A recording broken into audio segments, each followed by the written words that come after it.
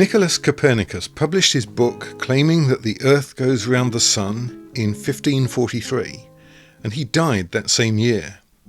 People sometimes say that he put off publishing until the last moment because he was afraid of being persecuted by the Church. Is this what happened? Well, it's not actually true that Copernicus delayed publication at all. He in fact wrote his ideas in a now very rare pamphlet which he circulated to people he thought might be interested, including senior members of the Church. And as a result of that, a cardinal was urging him to publish. The Pope was interested. People knew about his ideas. They were something which people thought was interesting, not necessarily true, and certainly not particularly dangerous.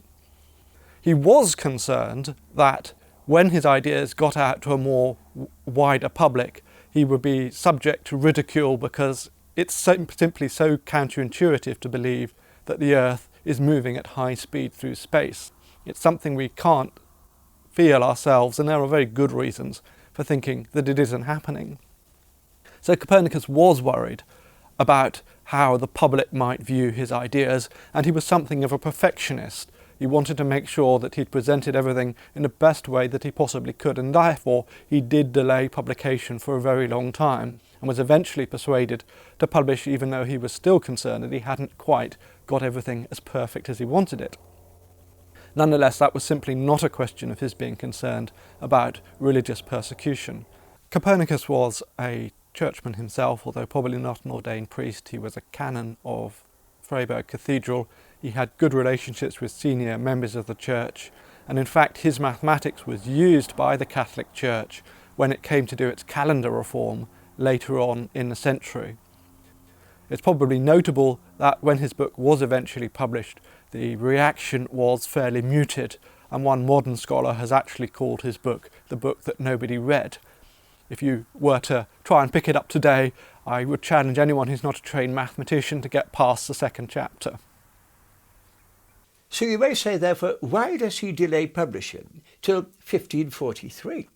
He was not afraid of the Church. He was a meticulous perfectionist, and he knew the idea sounded silly. Why would we flung off the earth and things of that sort? He also knew that there were passages in Scripture, such as in Joshua, where, of course, you have the earth standing still for a time while Joshua beats, I think it's the Amalekites, in a battle.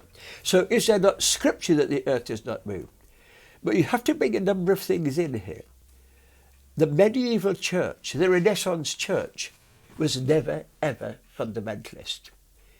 It was fully accepted that the knowledge of, let's say, the days of Moses of the earth was not the same as we know today. After all, there's no mention of America in the Bible.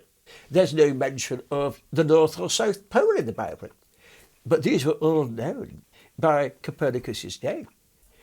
Copernicus waited 30 years before he published.